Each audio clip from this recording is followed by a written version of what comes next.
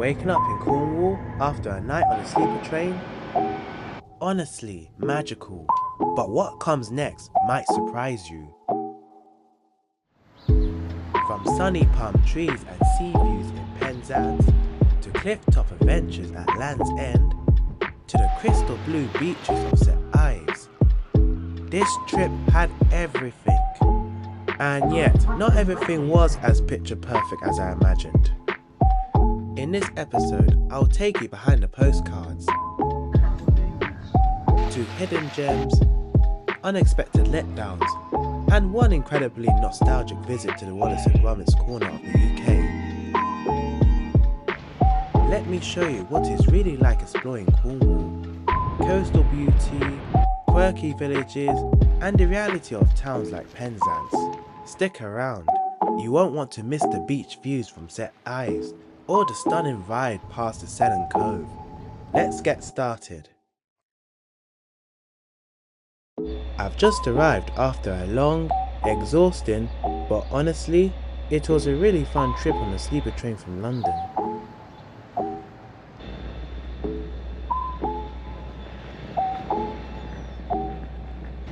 But before heading off to explore Penzance and Land's End, I decided to make a quick stop at the hotel, Pier Inn, where I'll be staying for the next 2 nights while exploring Cornwall. The staff were kind enough to sort out an issue with our booking and gave us a lovely room.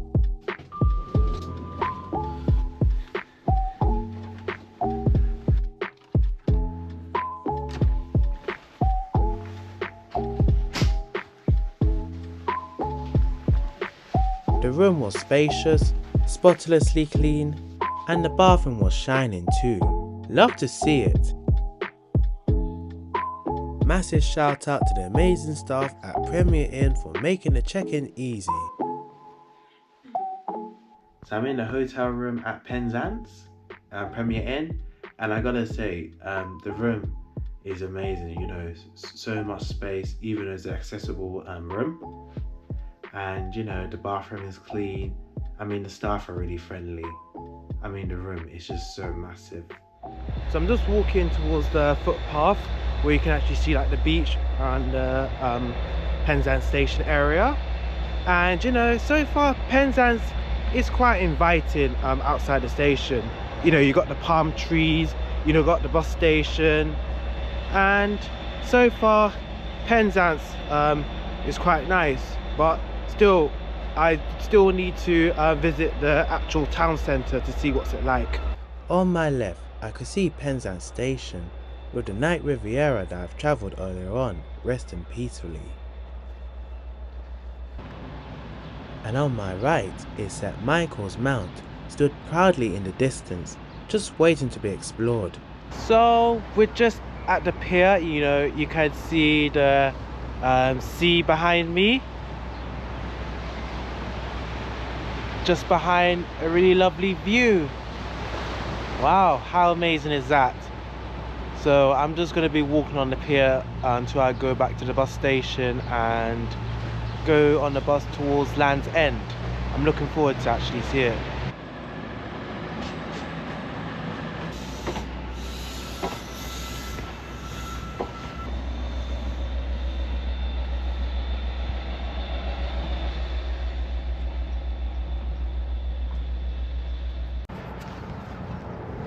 The views of the docks were definitely worth it. The boats resting gently on the water, making the whole walk more inviting.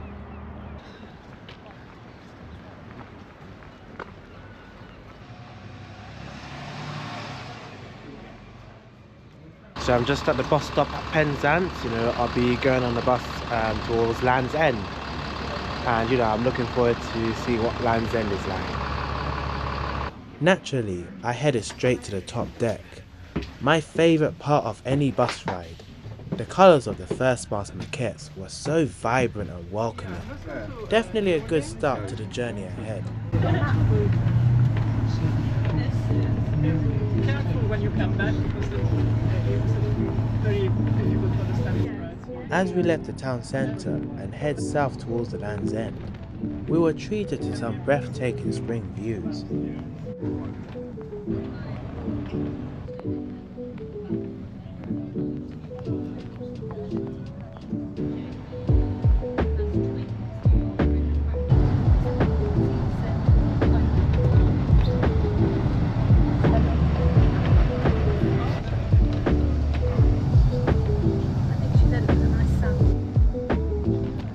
But what really stood out during the bus ride was descending the steep Clove Hill.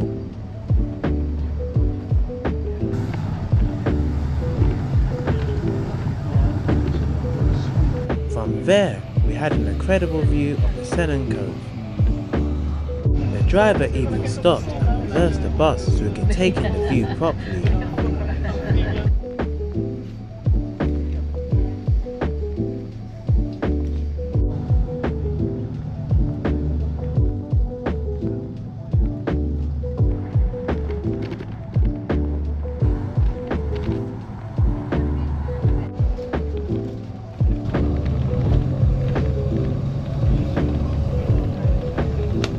Finally, we've reached Land's End.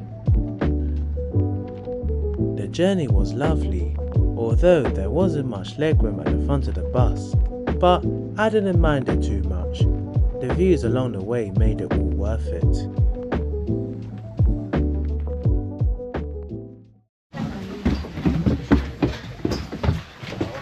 Thanks, driver. So I've just arrived at Land's End, which is the furthest point in the UK. It's just a bit windy, that's all, but the weather is still nice and you can get to see the lovely views of Land's End. And here we are, Land's End, the edge of the country.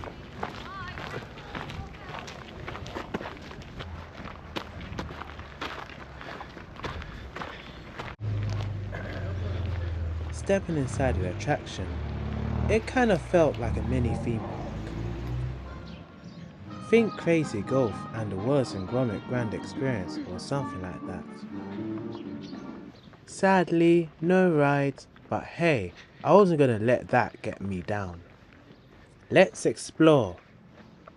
After all, first impressions don't define the whole experience.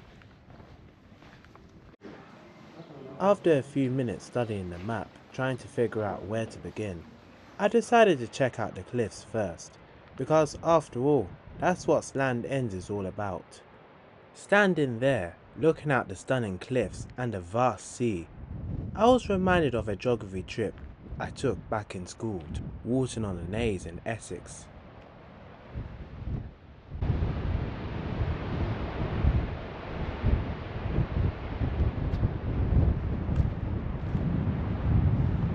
So, just arrived at this part of the Land's End and you can actually see the cliffs.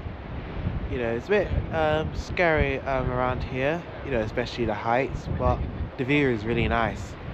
And it's opposite the Land's End Hotel as well.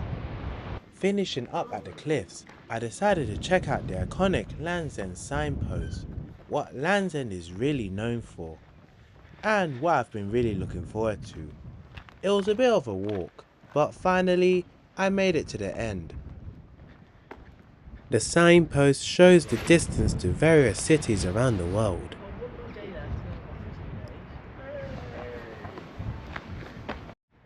Well, just finished admiring the famous signpost, I took a walk down the hills. I did see some warning signs about how dangerous these cliffs are, so it was important to be careful. They may look friendly from a distance, but you definitely don't want to get too close to the edge. But do you know what's friendly though? Are those little model houses.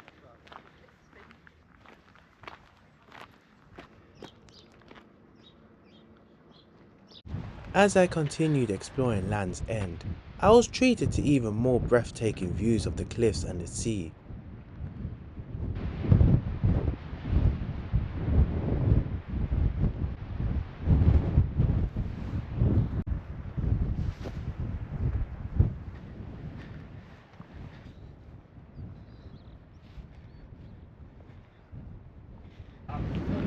After that, I made my way back to the main centre of Land's End and decided to check out the Wallace and Gromit experience.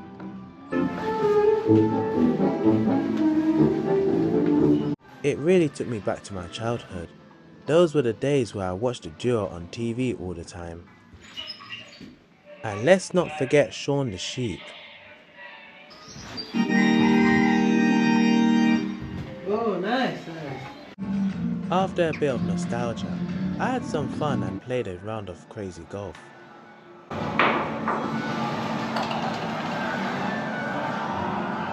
Before heading back to Penzance, I decided to check out the Grebe farm, a little farm at Land's End.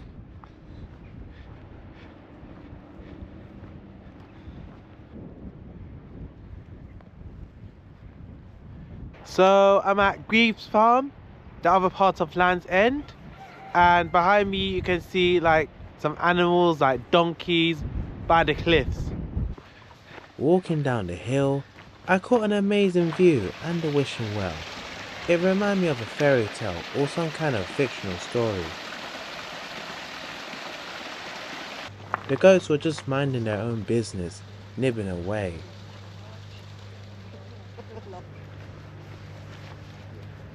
I don't know what it is, but there is something about this place that makes me feel less like England and more like a fictional village. It's so peaceful and quiet, almost stepping into another world. After I walked back to the bus stop, I caught the bus and enjoyed the views once again of the Scenic Cove.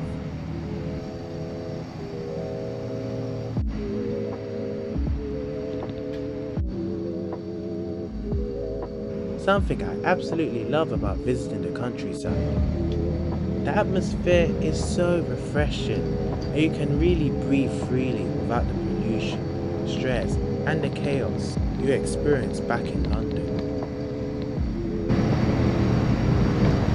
As we're slowly making our way down the steep hill, I caught sight of the docks, an unmistakable sign that we're arriving back in Penzance.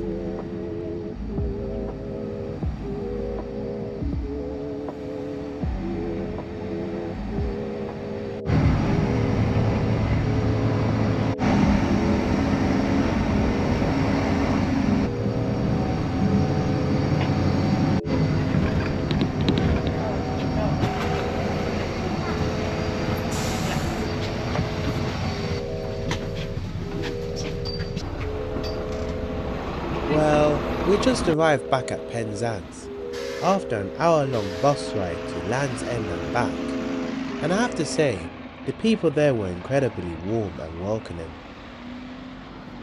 As I made my way towards the town centre, I was curious to see what more the town had to offer beyond the station area. The town definitely has a quieter, older charm to it.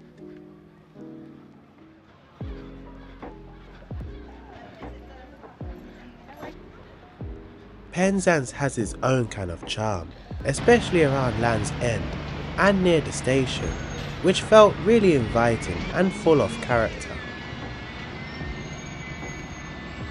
As I wandered through the town, things felt a bit more subdued, with fewer people around.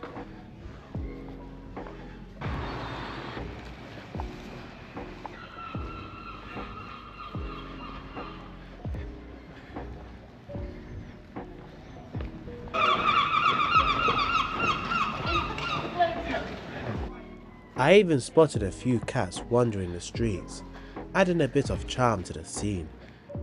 I took a stroll through the side alley,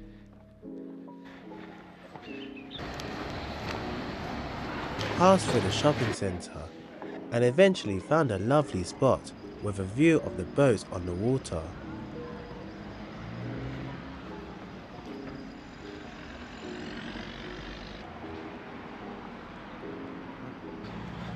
Penzance might not have been exactly what I expected, but it does have a subtle beauty and a friendliness that really sticks with you. Sometimes it's those unexpected places that leave the most lasting impressions. I'm really looking forward to my next stop in St Ives.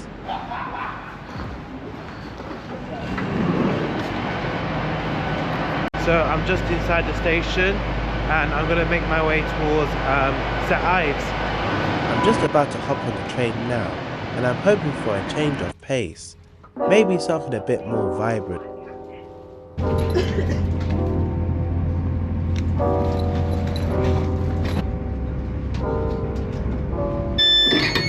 So just arrived at St Ives. I'm going to be changing trains towards St Ives. It's a little bit miserable weather today, raining, but I'm still enjoying Cornwall.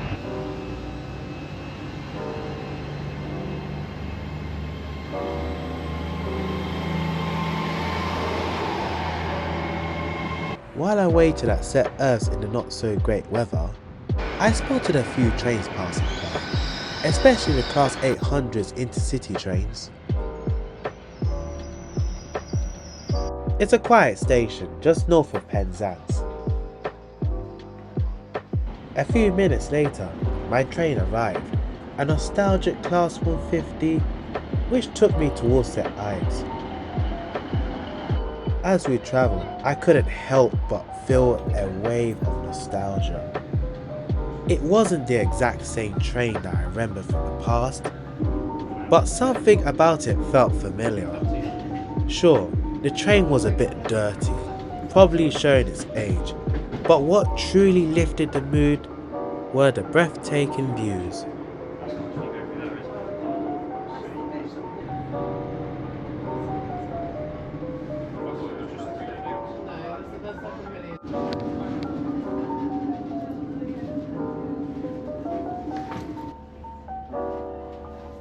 Arriving at St Ives, I noticed straight away how busy it was. So many people waiting on the platform. Then I just realised just how popular this seaside town must be. So I just arrived at St Ives. I'm going to visit the area to see what's it like. But first, let me show you the amazing view of the beach.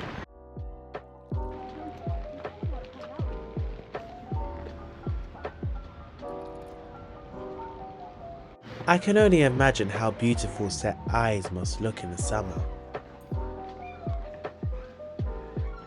Since arriving, I started feeling a bit peckish and really fancied trying a traditional Cornish pasty.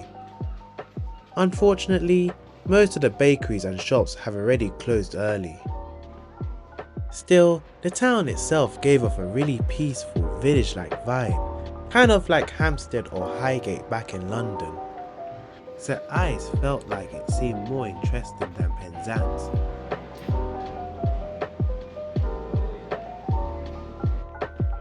Although I was a bit disappointed about missing out on a pasty, my spirits lifted when I found an ice cream shop still open.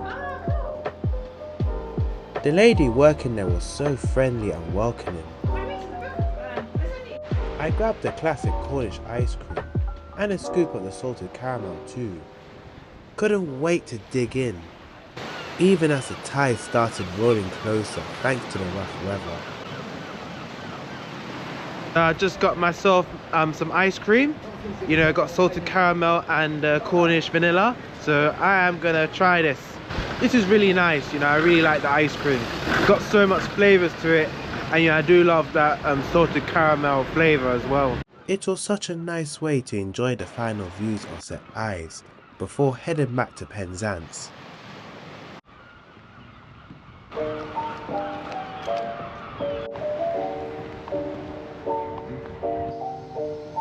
As my train arrived at St Ives, I had to say I really enjoyed my day out of Cornwall. Visiting Land's End, Penzance and St Ives. While I was a bit disappointed not to try the Cornish pasty and the weather wasn't the best, I didn't let that get in my way of having a great time.